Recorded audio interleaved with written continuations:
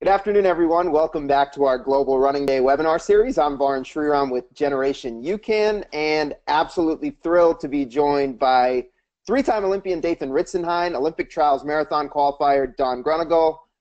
Dathan, Dawn, how are you guys doing today? Thanks so much for joining us. Doing great. Hey, everybody. Dathan, Dawn, really excited to have both of you along with us to chat about the journey of being a professional runner, and both of you guys, running at the pro level, have experienced a lot, and you've come to the sport in kind of two different paths. So just wanted to chat with both of you about that over the next 30 or 40 minutes, talk about, kind of your background in the sport of running, how you took it from high school to college, and then college to the pros, and so on. But before we do that, I want to give both of you a chance to introduce yourself to the audience. So Dawn, we'll start with you. How did you get involved in the sport of running? What's your background as a runner? Well, I grew up in Green Bay, and I actually played basketball all growing up. So I pretty much thought I was going to be in the WNBA. I have five brothers, so we used to go to the church, and play basketball. And I actually played through my sophomore year in high school. And I loved track, but really only because my friends were doing it.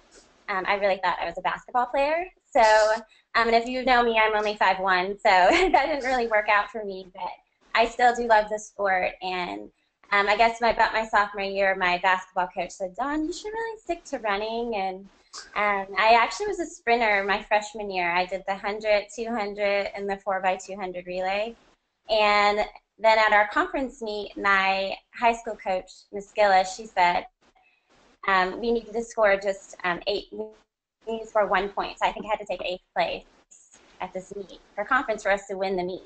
And so she was going to make me run the mile. And at the time, I thought that was a marathon.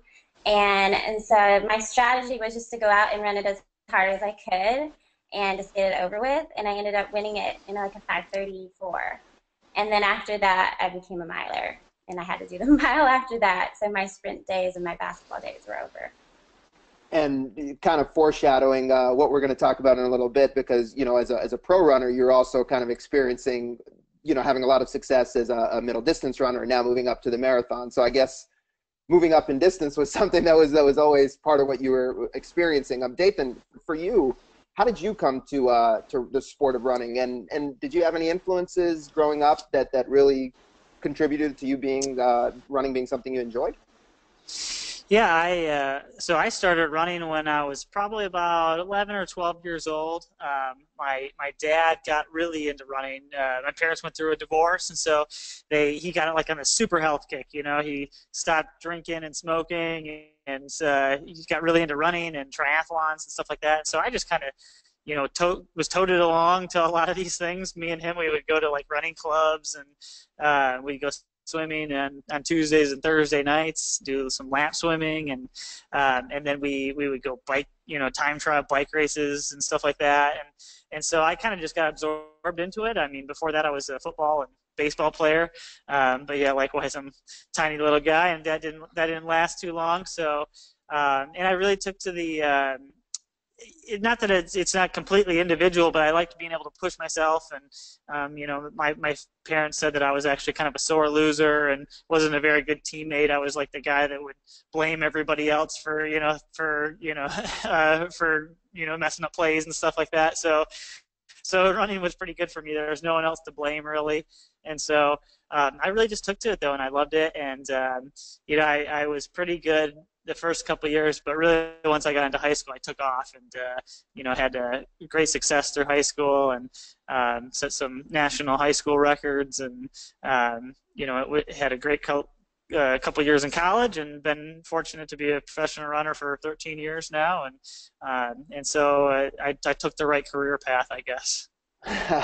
Without question. Now, I want to speak a little bit about that experience for both of you as a high school runner. I know we have a lot of high school athletes in the audience. So, Dawn, starting with you, for you as a high school runner, when you were kind of going through that decision-making process where you were understanding that you had what it took to run collegiately, how did you go about figuring out, where to go, what was the right fit for you? What all went into that decision-making process where you knew you wanted to continue running at the college level? Yeah, I would say I realized that I could get a scholarship when a girl that was a senior ended up going to Mississippi State on a full scholarship. And I thought, wow, she's getting her whole school paid for. And that was the situation I was in. I mean, I have a big family, and if I was going to go to college, I had to figure out how to do that on my own. And so I decided that was going to be my route too. And so I just did everything I could to run as fast as I could. I knew I had to run around 5 flat to get a scholarship. So that's kind of what I shot for in the 1600. And I was more of an 800, 1600 runner eventually, but I was never really good at the 2 mile. But I guess when I really realized it, I just put everything into that. And that was like my main goal. I was like, I want to get a scholarship. And people don't really leave Green Bay. Everybody that grows up here stays there. And so it was definitely a chance for me to like break out and do something on my own. And I have always really wanted to do that. So I knew I was going to go out of state. I just didn't know where it would be. Nathan, how about for you? Maybe coming at it, from a little different situation. I mean, you kind of briefly mentioned it, but I'll give you a little plug here. One of the most, remarkable, decorated high school running careers for an American runner. So you obviously, I'm sure, were in a little bit of a different situation coming out of high school. What went into your decision-making process as you had all these opportunities? How did you ultimately figure out what was going to be right for you as a collegiate athlete? Well, I think, for me, I had gotten a lot better, and that was the same thing. I mean, my family we didn't have a lot of people. My mom had gone to college and become a teacher, but my parents didn't really set aside any money for it or anything, and so a lot of my family had gone into the military, extended family and stuff, and so it's maybe going that route, when I was younger, but then when I started playing sports, and I was obsessed with Notre Dame, everything. Like I thought I was going to be a football player for Notre Dame, and so when those football dreams crashed down, I started following the collegiate runners at the time because a good friend of mine, Jason Hartman, he was fourth at Boston Marathon twice. He ended up going to the University of Oregon, and I remember going down to Bloomington to watch him at University of Indiana, and going around and watching him a little bit the last couple of years. And so I knew the good running programs, and I started to make a list of the ones that I really was interested in.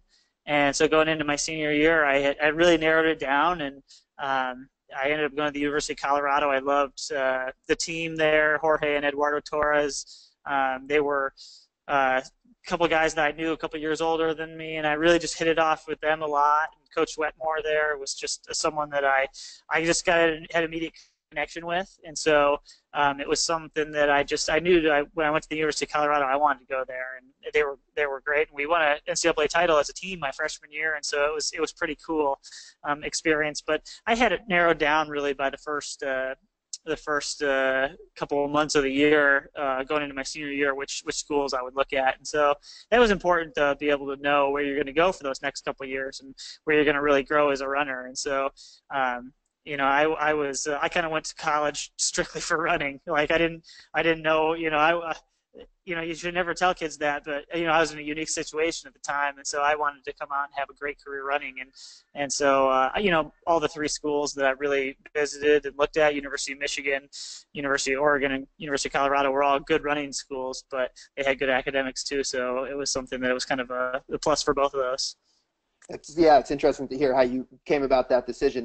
Don, for you, currently you are involved in coaching and work with youth athletes. Is there anything, as we talk about, kind of go back in the time machine and look at that, what you were going through as a high school athlete, that with the benefit of hindsight, you try to impart on the high school athletes you coach, to say this is something I wish I would have known, or something I wish I might have done slightly differently? How do you use your experience and what you went through, with the athletes you work with? I would say most importantly with speed kids, whether they're 4 years old or about to graduate, I really focus on them being all-around athlete and not just being like how fast you run, and really being a well-rounded person. So part of our program is we do a community project every month. The athletes, the focus is academics before the training. So So I would say just going into a program and being well-rounded and not just being so laser focused, on the times, because if you compete and you get into those races, the times will come. So I think probably just being a well-rounded athlete is really what I focus on when I'm coaching the younger kids. And it's interesting. Both of you guys have talked about when we talk about well-rounded athletes, how you were both involved in other sports from a young age. So I think that's something that you both certainly lived in your youth experience. Dathan, how about for you? Anything with the benefit of hindsight? Do you look back on your high school career and say, "Man, I wish I had done this. I wish I had known this." Anything at all?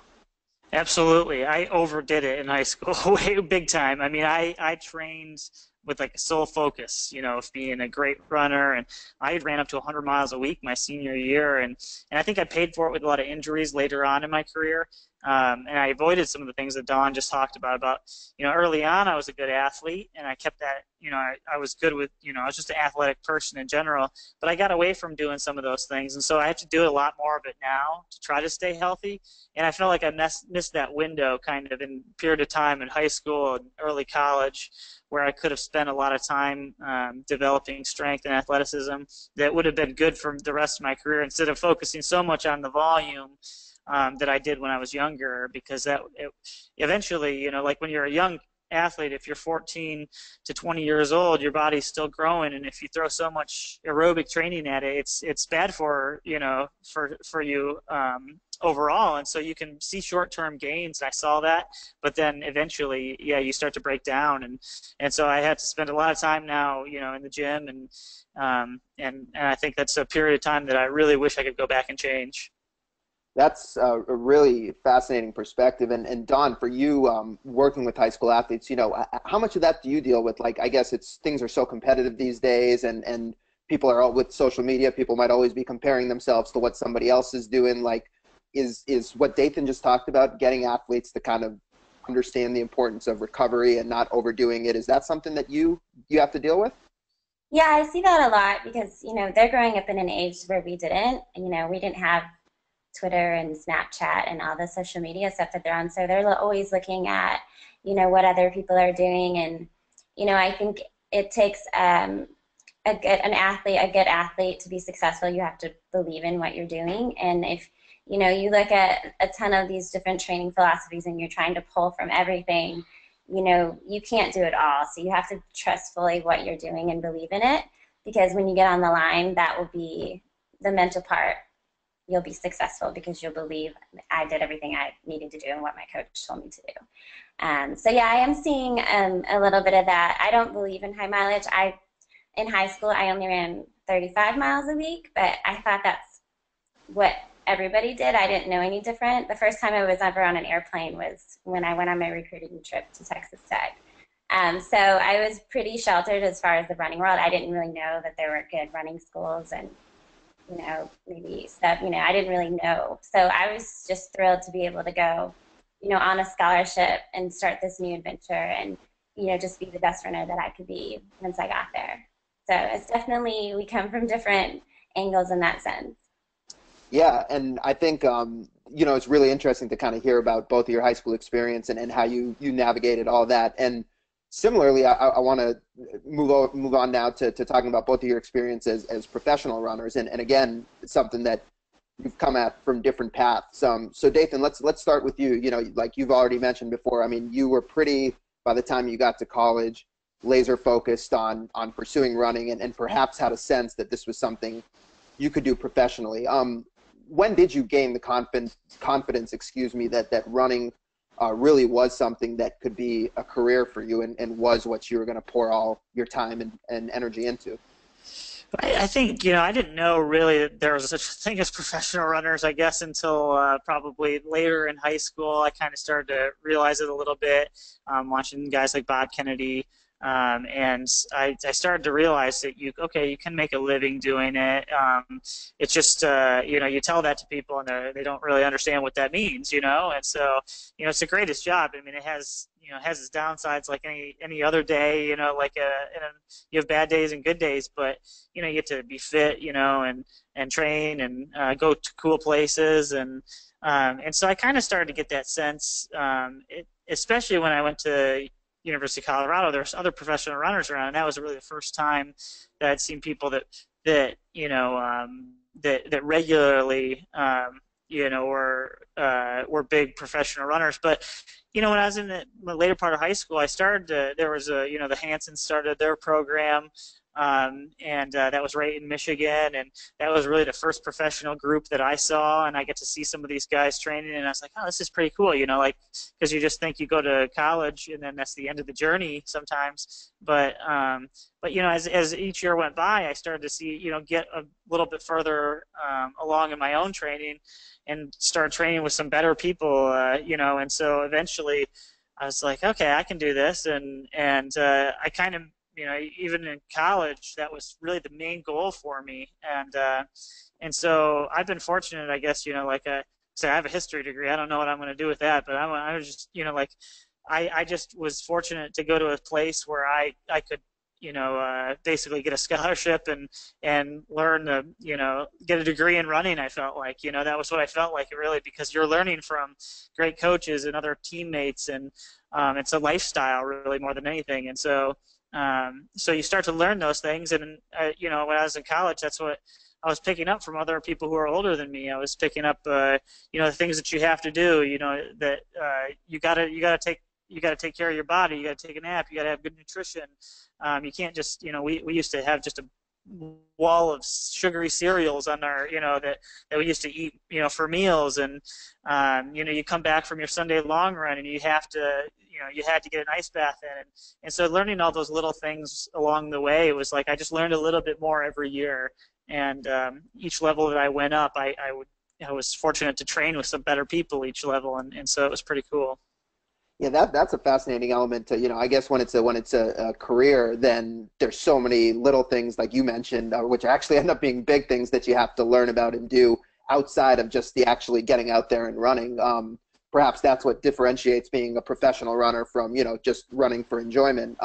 But it's all about habits, like everything is about habits. And so you start forming those habits at a young age, and it's a lot easier to do, as opposed to having to have, be older and be stuck into bad habits. Now, if you start those young habits, and we try to do that like with our kids, I try to start them with young, with good habits to start, because really it is a lifestyle. And so, as much as it's a career, it's you got to live it every day, and, it's 24/7.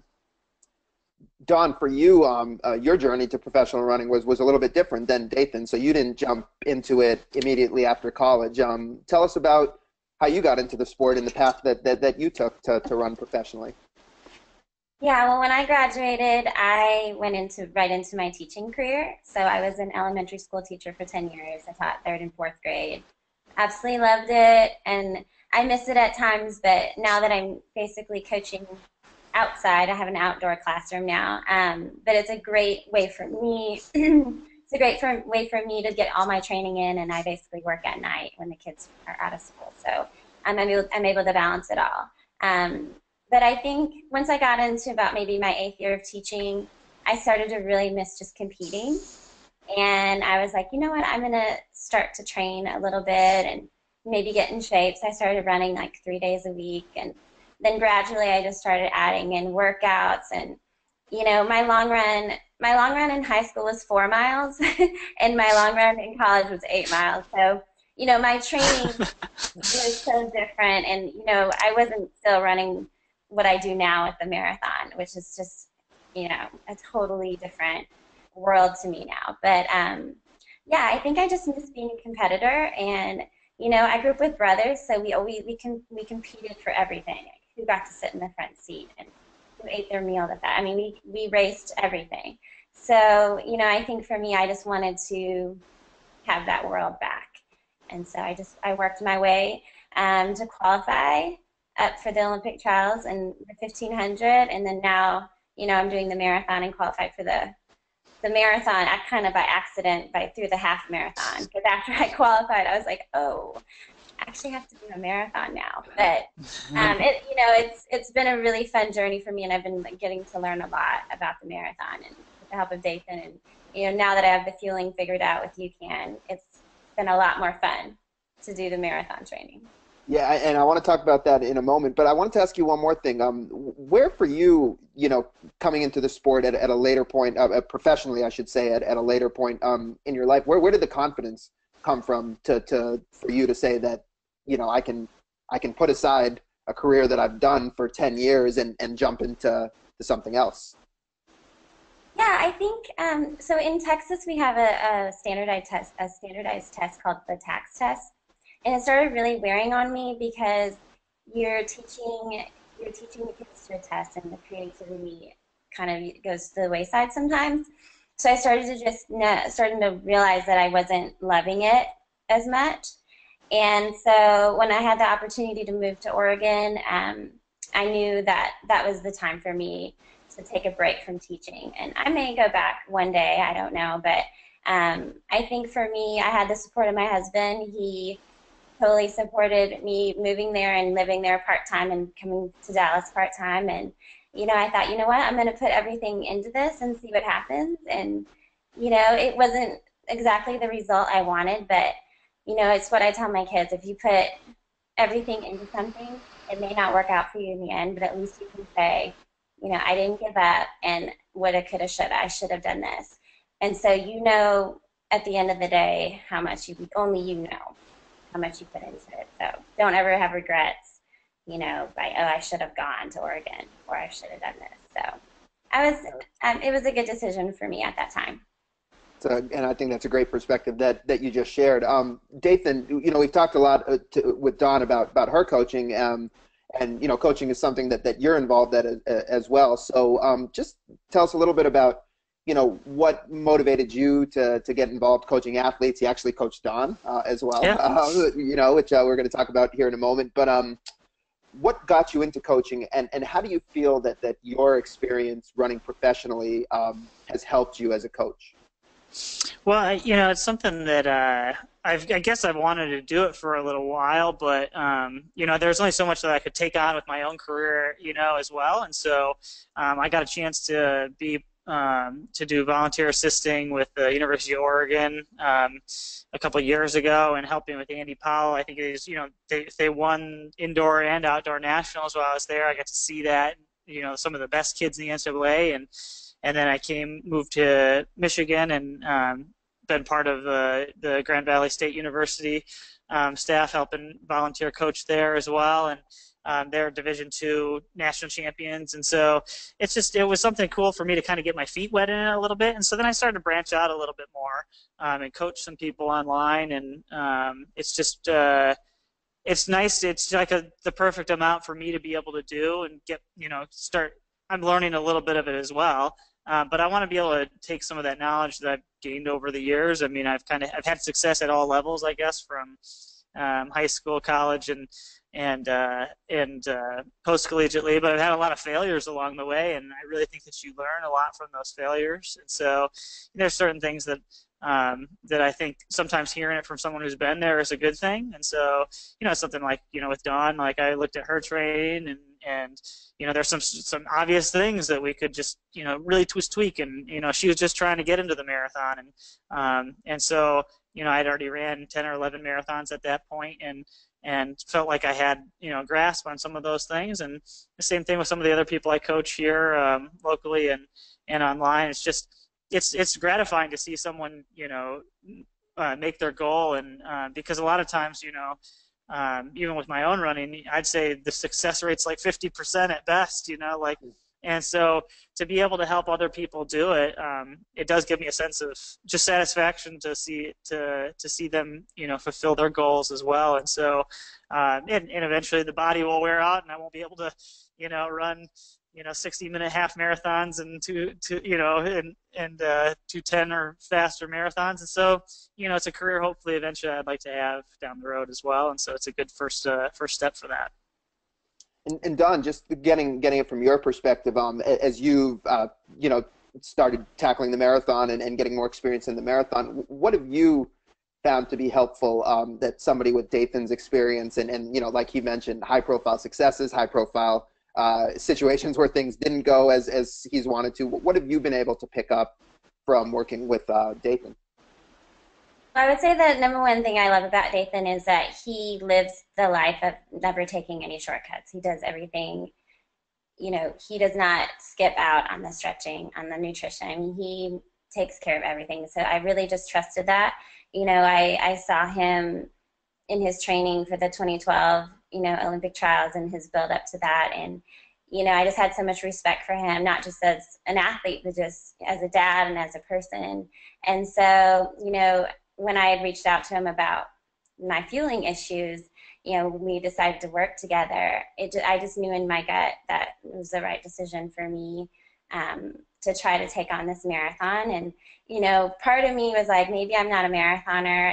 I still kind of kind of feel like I'm more of a middle distance runner. I still enjoy and love the track, but I love the challenge of the marathon. And I think that, I almost gave up after, 3 of them, just getting sick and stopping. I think the worst was the Olympic trials, just like putting so much training and sacrificing, so much, and then having it go so bad. And, I kind of said, well, maybe I'm not a marathoner. Maybe I'll just stop running, or maybe I'll go back to the roads and do some 5Ks. And then the stubborn side got out, and I said, no, I'm not giving up on this until, I figure this out. And so I feel really lucky to be working with Dathan because, not only has he helped me and introduced me to the UCAN, but just his philosophy. When I have a little bit of calf strain right now, and, when we have an issue in training, he looks at it and he says, okay, how are we going to solve this? And there's always a solution. And we just work through it, and then we go day by day. And, I think the workouts are a challenge for me. And, I think we're a good team for me within the marathon. So. Dathan, it's interesting. I know for you in your own training, you've relied on perhaps looking at the training logs of other people in the sport. You've talked about this before with, Greg Meyer, looking at some of his training logs. And so it is interesting to hear how, different runners pick up different things from other elite athletes, other pro athletes in the sport. For you, as Dawn is talking about, looking at some of the tweaks that you guys made in the training, from a fueling standpoint, what was it? Perhaps it was simple, just that she was experiencing GI issues. What did you look at and see with what Dawn was doing from a fueling standpoint, where you thought, hey, UCAN might be a good fit here? Well, there was a few things when we first started talking. She had ran a few marathons, but the biggest thing was she couldn't take in anything other than she could drink some water, but that was about it. And so I was like, wow, she just ran these races with literally nothing in her, and even the rest of it was coming out. Like she's throwing up anything that she would take in, and so I was like, well, that's pretty good that she could run that. Just and I had seen her, been around, for a good year. I'd seen her train, and I knew her as more of a middle distance runner, but I was kind of surprised at just how good she could do it. She did just without having any fuel at all. And so I said, that was the biggest thing. If we can just get to the point where you can keep anything down, that's going to be minutes right there.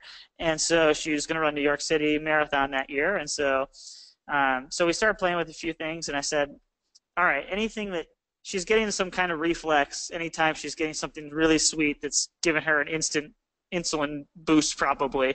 And so let's just try starting. We started with some water. That was fine. Then we went to UCAN, and she took it down fine and really did great in the training. And I was like, okay, this is definitely going to be big for her. And then, once we had that dialed in and she could take that fluid, knowing that she was more a middle distance runner, I didn't want to get completely away from any of her strengths either, and so I tried to take her volume down actually and give her some more quality based work, but they were definitely different long sustained high end aerobic things that she maybe didn't do in the other training building up. And so going into New York, she had a little bit of she gets calf strains often. She runs on her toes big time, and it's really hot in Texas. And so she had a little bit of a calf strain a couple of months out. And so her training definitely wasn't like 100%, but she still PR'd on a hard course and finished 20th in New York. And so it was pretty cool. And so she had the opportunity right after that to get into Tokyo Marathon, and it was a shortened build-up, but she had recovered really well off from the marathon, and so we gave it a go and just tried to really make the training short and sweet. And she had a huge PR in Tokyo and ran 2:41, and I was like, wow. I mean, if she could just just build off from this, and in one more year or less than a year, she was going to be a Masters runner. I was like, she'll be one of the best Masters runners in the country if And so I was really excited with it. I remember you said those exact when we were talking about Dawn. You said those exact words to me. Absolutely. Yeah. And it's really like she still has a lot of room for improvement even. And so, and she's just a very positive person, and her husband Harry's just he's like, she wouldn't be able to do it without him. I mean, the guy is sending me videos when she is hurt, and he's out there on the bike with her and giving her drinks. And so, yeah, it's a good team effort, and she's got a lot of room for improvement. So it's been pretty cool to work with her. And I know with our last session right before you guys, we were chatting with Amy Bagley from the Atlanta Track Club and Pete Ray from Zap Fitness, and they were really talking about how running is a team sport, and there's so many other people involved with you, and you're kind of highlighting that right there, Dathan. I know you have a lot of family support as well for yourself with your training in Michigan too. Dawn, just piggybacking off some of what Dathan said, so just first thing I just wanted to ask you, for you, 2 huge breakthrough performances in the marathon after struggling with the fueling from the Olympic trial standpoint. What do you feel like from a fueling standpoint UCAN has offered you and allowed you to do? Yeah, so when I was first introduced to the marathon, I didn't realize you had to actually eat stuff during the race, because I ran the 800 and the 1500, and it's more strategy and you go hard. And so I had just tried a few things that that other people were using, and I was like, how do people take this in? I mean, I just had the instant, like, I can't do it. And so I ended up going to the local running store, and I picked up every single item Dal pack, and I just basically tried them all, and I just kept getting sick. So, I think the UCAN for me, I really don't do well with the sugar. So I don't really eat a lot of sugar in my normal diet. So I think maybe that's why my body rejects it. So when I started taking in the UCAN, it really just gave me, I just never got that bonk feeling where, at the end of a long run, you kind of feel like, oh, those last 3 miles, I'm starting to feel a little lightheaded. And, as my husband Harry would be on the bike, and I'd bring in the UCAN every 5K, I was like, man, I feel like I have just good energy, and I still have the pop in my legs, and I just never hit that wall. And so that was exciting to me, because it was finally that breakthrough that I was looking for, because I didn't really know. I thought, well, maybe everybody gets sick, in the middle of the race. Maybe that's pretty normal, and I just need to suck it up and not be such a wimp. And but then when I didn't get sick, and the training and the workouts kind of all came together, and I wasn't having the gag reflex with the UCAN, that really gave me confidence going in that my training and that put together with that was going to get me a good result. So I would say, even after a long run, I'll do, my 20 or 22 milers, and I usually will go and do my strength work right after, and I love taking that protein. I just feel like I don't have that after kind of sluggish feeling that I used to have, and I'll grab one of the chocolate peanut butter snacks, and that gets me through my lift. And I have that long sustained energy, and I can still coach in the afternoon, and never feel like I have to take a 4-hour nap after a long run. That's really cool to hear. And just real quick, what Dawn and Dathan both mentioned with UCAN, both the powders, the protein that Dawn was talking about, and the other powder, as well as the bar, they all use starch, so it's a much slower burn and a longer lasting energy than sugar. And that's kind of what makes UCAN really unique, both from digestion and from energy management.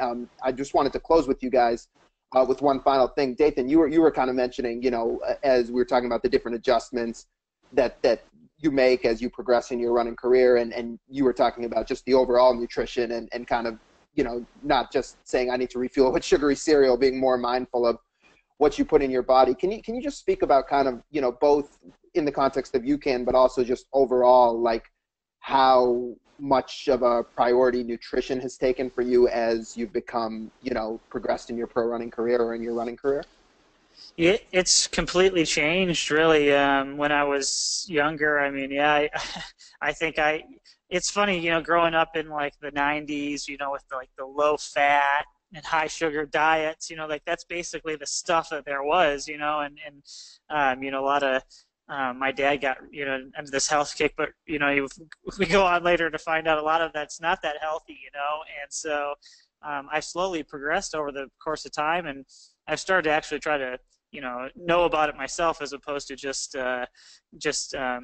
taking someone's word for it. And so I researched it and stuff like that. And in about 2009, Krista Austin, who helped with UCAN and its development, she's an exercise physiologist. She tried to get me onto it, and I just didn't do it, and then again we come back 5 years later, and I had evolved further along in my own training and just try to become more efficient and become less reliant on simple sugars, and so that's something now that I take very seriously, and I try to take not just even the period of time in my training, but right after and throughout the rest of the day, so that I can maximize my training and not feel like I'm at a point, like Dawn said, where you can go and do this long workout and then you're just toast the rest of the day and you crash and you got to train again, but you're not fueled for it and ready. And so whether that's you can, like, I live by the bars, like really I use those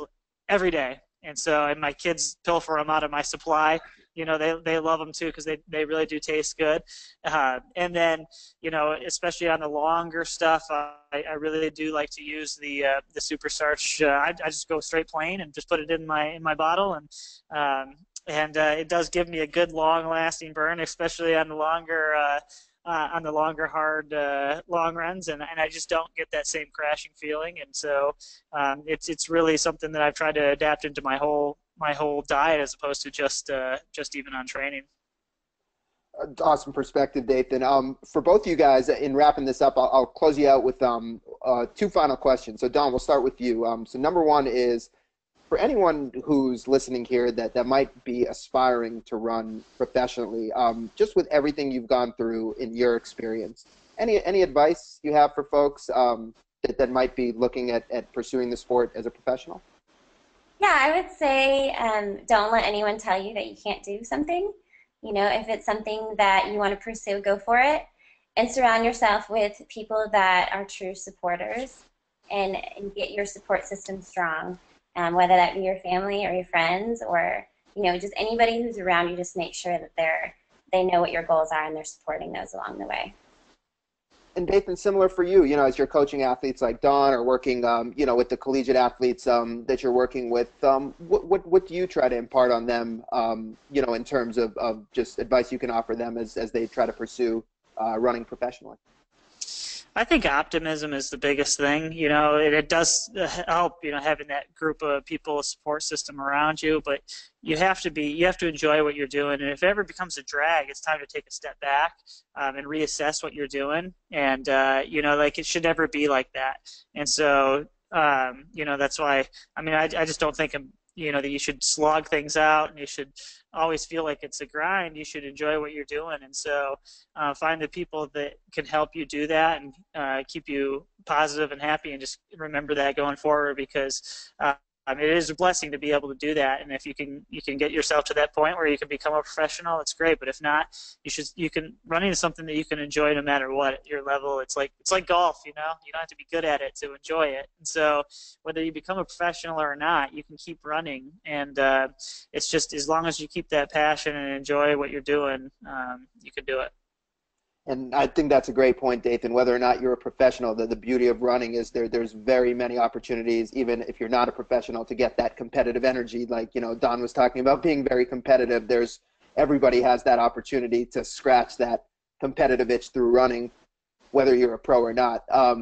So the last one to get us out of here, given that it's Global Running Day, I have to ask you guys both about your Global Running Day workout. So Don, let's start with you. What did you get in today for Global Running Day, or are you planning to get your run in later today? I had a 12-mile run today, and yeah, I did that really early this morning around 6 a.m. because it gets pretty warm here right now this time of year. So 12 miles for me.